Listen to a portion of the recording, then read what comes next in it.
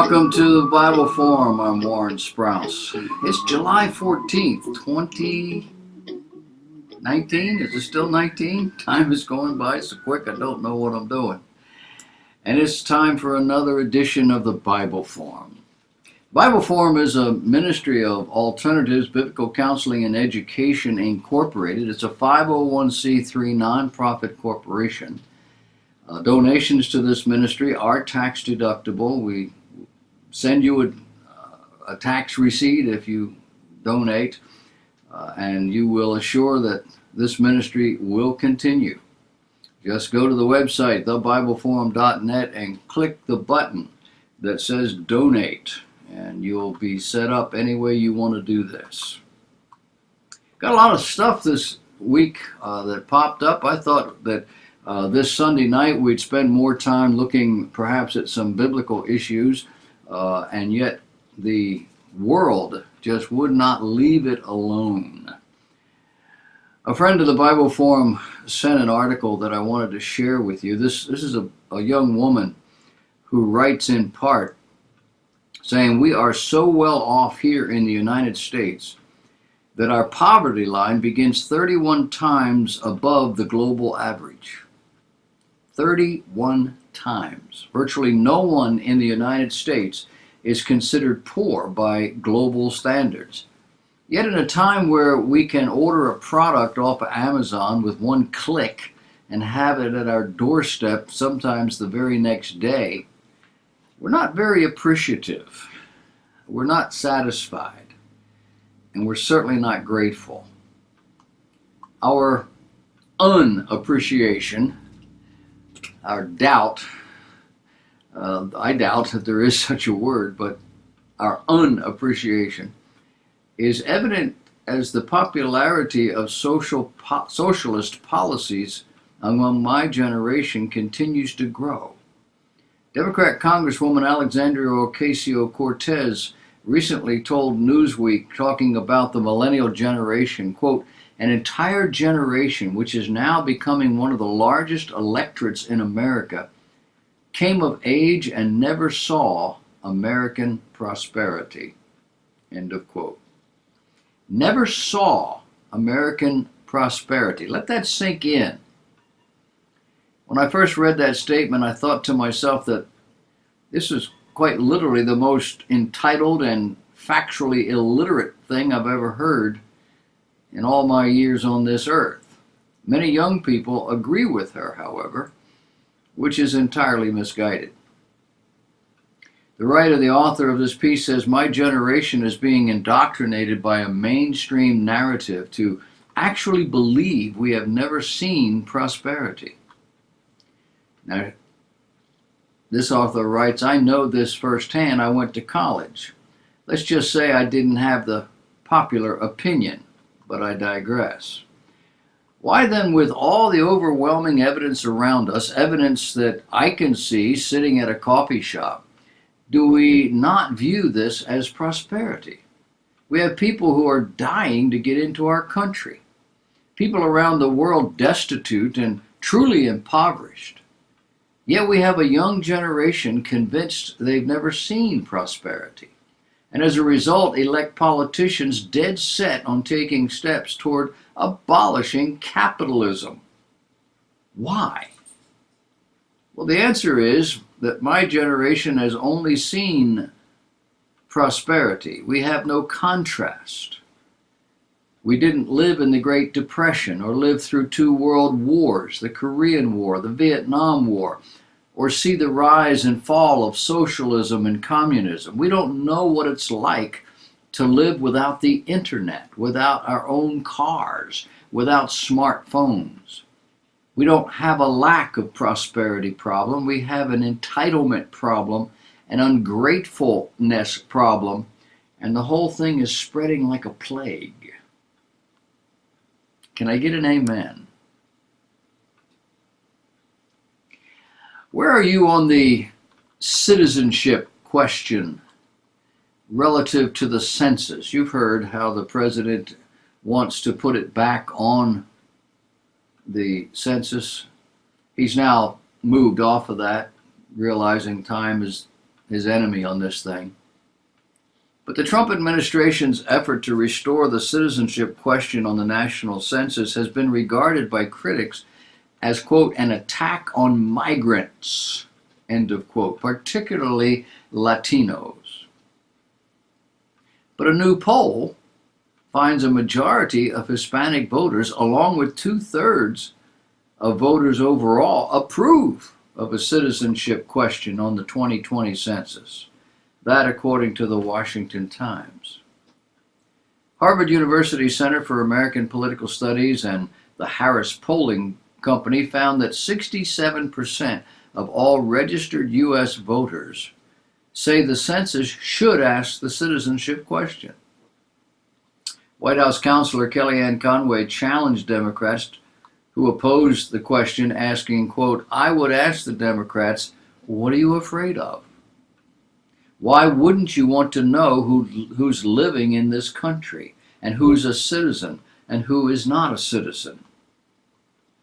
Of course, it just may be our government is simply inept. For example, the U.S. Postal Service was established in 1775. They've had 244 years to get it right, and the Postal Service is broke. Social Security was established in 1935. 84 years to get it right, and it's broke. Fannie Mae was established in 1938. 81 years to get it right, and it's broke. War on poverty started in 1964.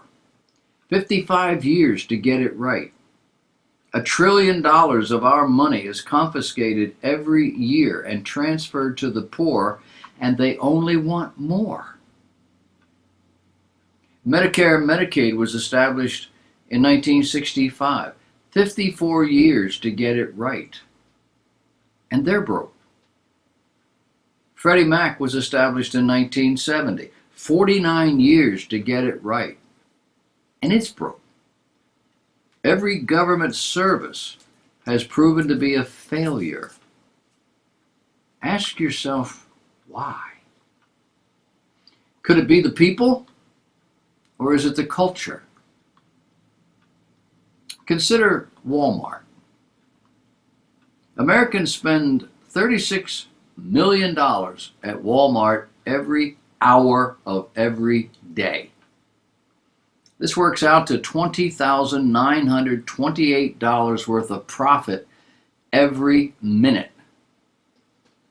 Walmart will sell more from January 1st to St. Patrick's Day, which is March 17th, than Target will sell all year long. Walmart is bigger than Home Depot, Kroger's, Target, Sears, Costco, and Kmart combined. Walmart employs 1.6 million people.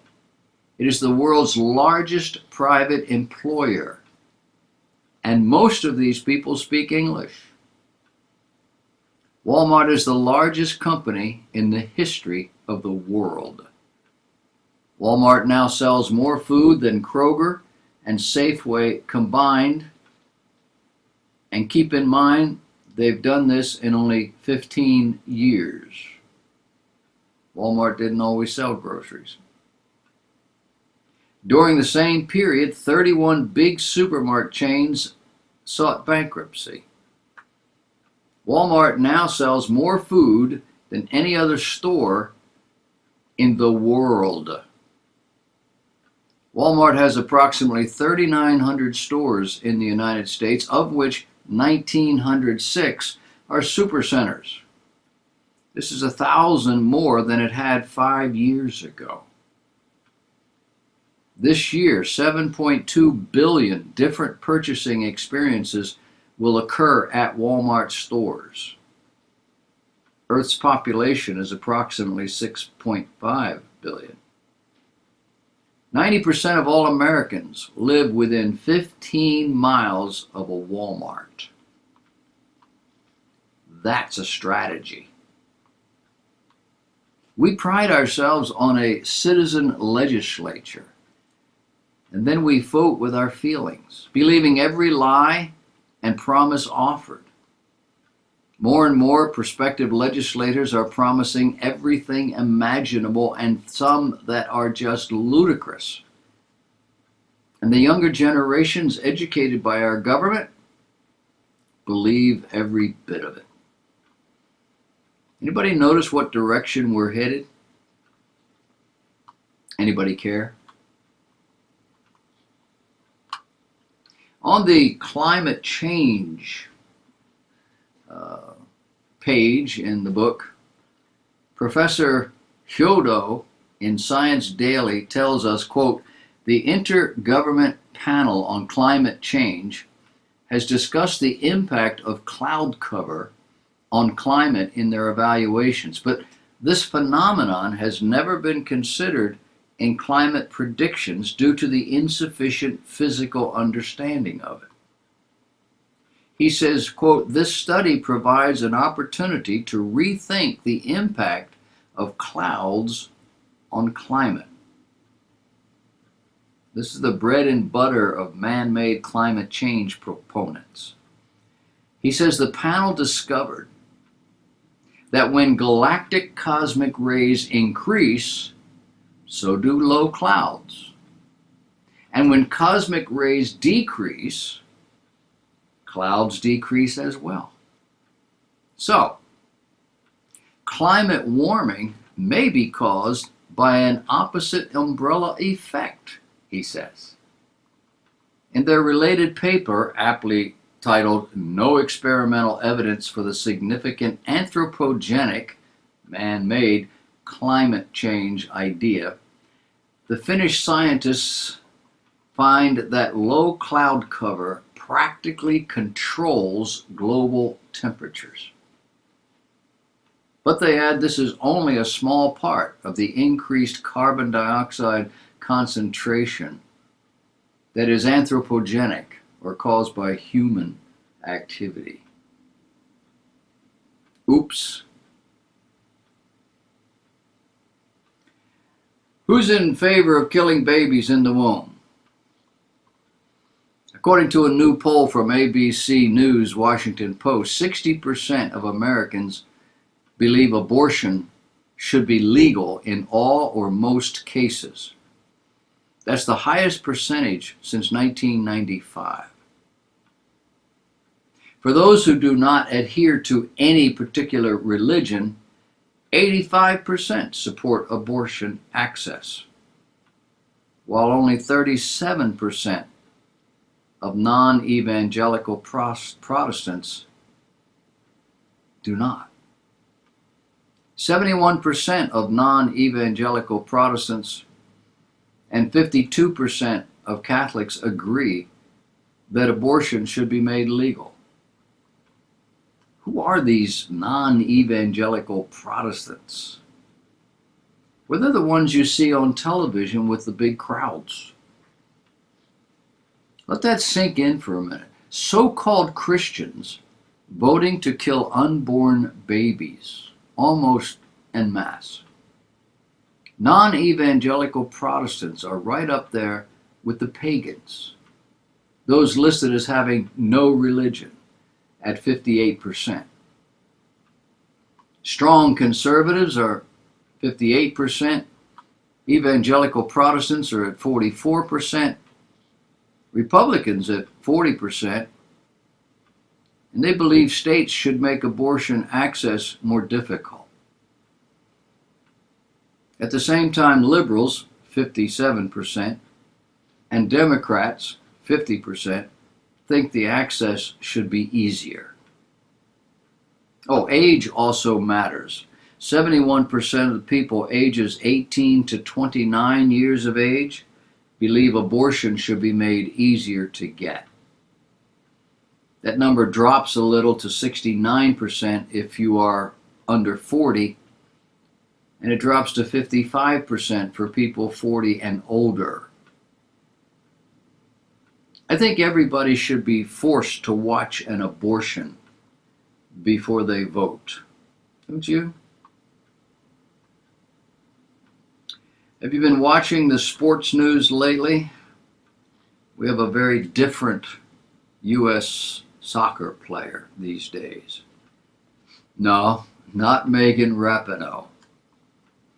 In 2017, U.S. Soccer announced that the team would wear special jerseys with rainbow numbers in support of LGBTQ Pride Month.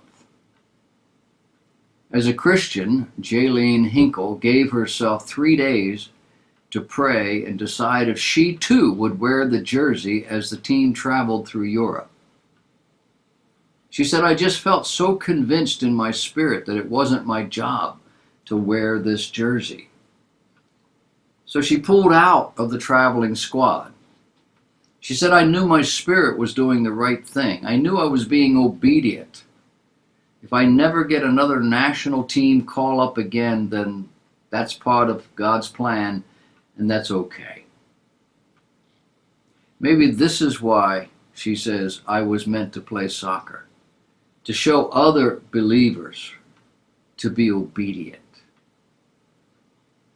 Now, do a Google search for controversial women's soccer player and see what you get. It won't be any of the noisy ones we're hearing from today.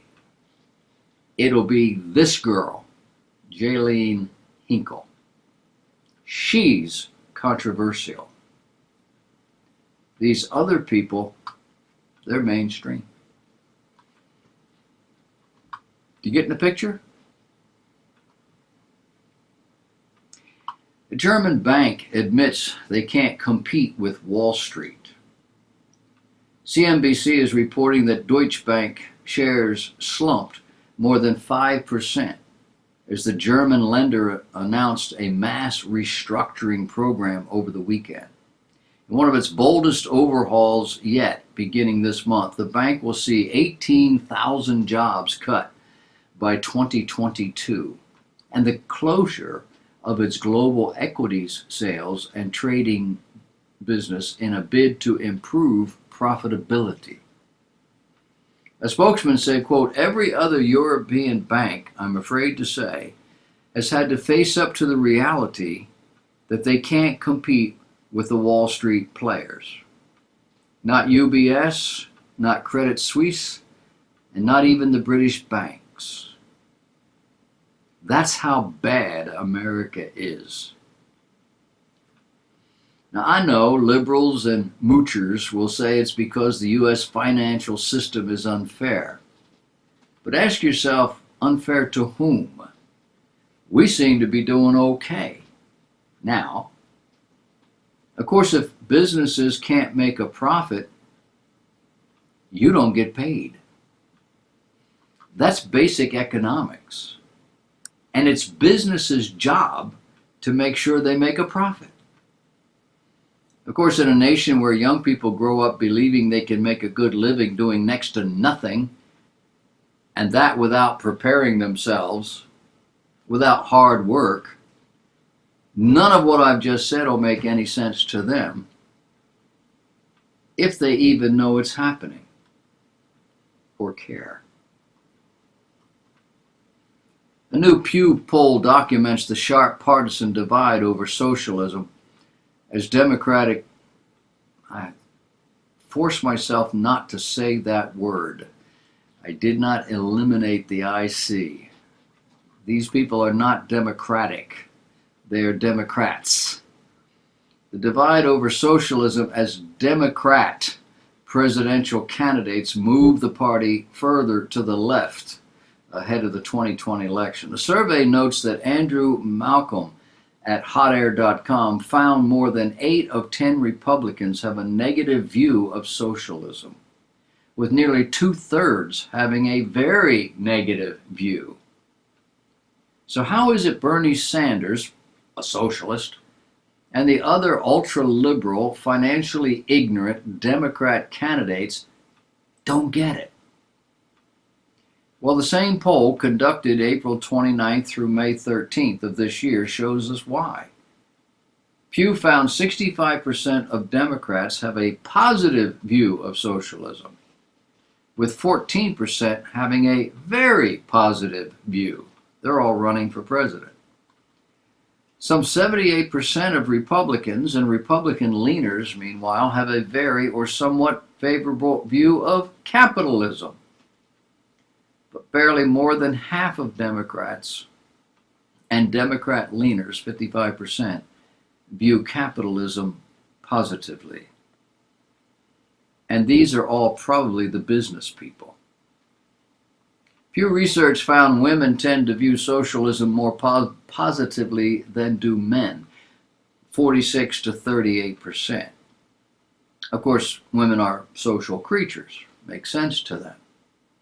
And men overwhelmingly view capitalism in a more positive light than do women, 76 to 56%. See, men tend to be independent doers. Predictably, families with incomes of more than $75,000 view capitalism more positively than those with lower incomes. Wonder why? Some 65% of blacks view capitalism favorably, as do 52% of Hispanics. Why don't we hear this in the news?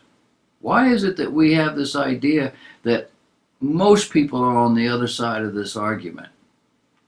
The survey also concluded that many do not view socialism and capitalism in an either-or terms. Among young people ages 18 to 29, 52% have a positive view of capitalism. When was the last time you heard that? While 50% have a positive view of socialism. They're evenly split. In contrast, among Americans 65 and older, 76% have a positive view of capitalism. Only 34% have a favorable view of socialism. Keep in mind, for most of the people in these surveys, they weren't around in the 1950s. Some of us were. And in the 1950s, when socialists were rocking the world with war, slavery, and mass murder, all of these poll numbers were different.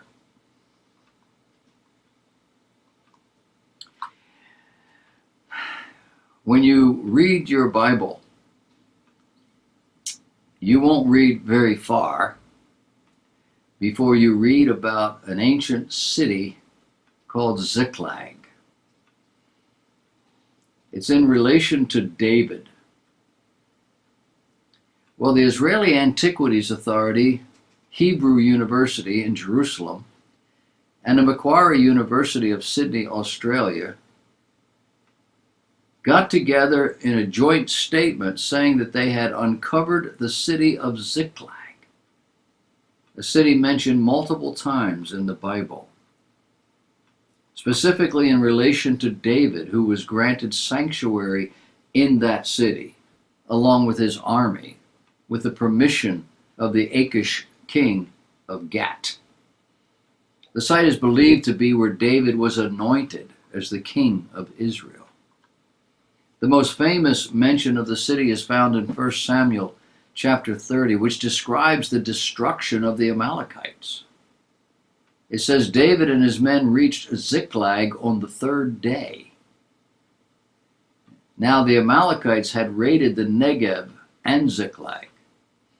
Ziklag is also mentioned in the book of Nehemiah as a place where Jews returned after being exiled in Babylon. Several archaeological teams have undertaken excavations of the site, with digging commencing in 2015, led by Professor Yosef Garfinkel, head of the Institute of Archaeology at Hebrew University. The original Philistine settlement at Ziklag dates back to the 12th century BC, according to the Jerusalem Post.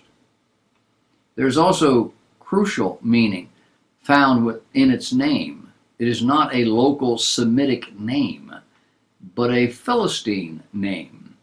Further proof that the Philistines were not native to the area, but migrated to the land from of Israel from Europe.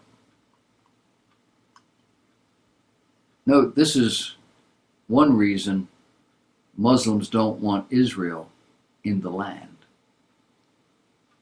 They don't want them discovering all of these things that prove that they were there first. Remember when Israel took over Jerusalem? The area near where the temple is? Story after story after story. How Muslims were dragging artifacts out of the temple area, digging underneath and pulling it all out, taking it out, burning it, burying it, getting rid of it. Didn't want Israel to find any of it. It's a battle. It's a battle for truth. Two members of a church raided by Chinese authorities have fled to Taiwan and are now speaking out about the country's crackdown on Christianity.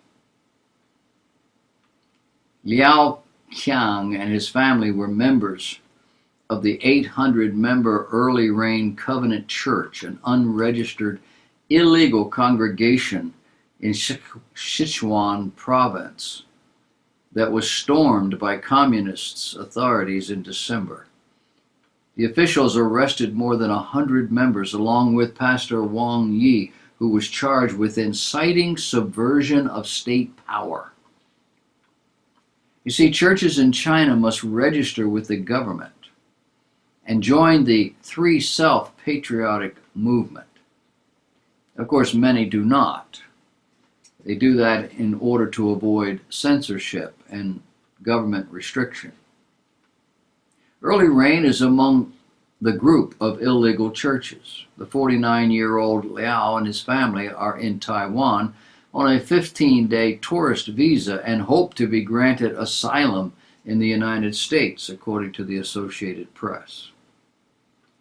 Chinese police ordered his 23-year-old daughter, Ren Ruting, to tell them where she was going anytime she left the house. Even worse, they said they couldn't guarantee her safety. That's when they knew it was no longer safe for them to be there. And Liao says that my children were most in danger. China Aid, an advocacy group for Christians in the country, said believers who attend illegal churches often are charged with inciting subversion of state power. The government under Chinese President Xi Jinping considers Christianity a threat to the country's future. All religions have been ordered to sinicize, that is, to observe and follow Chinese and community party beliefs and doctrines.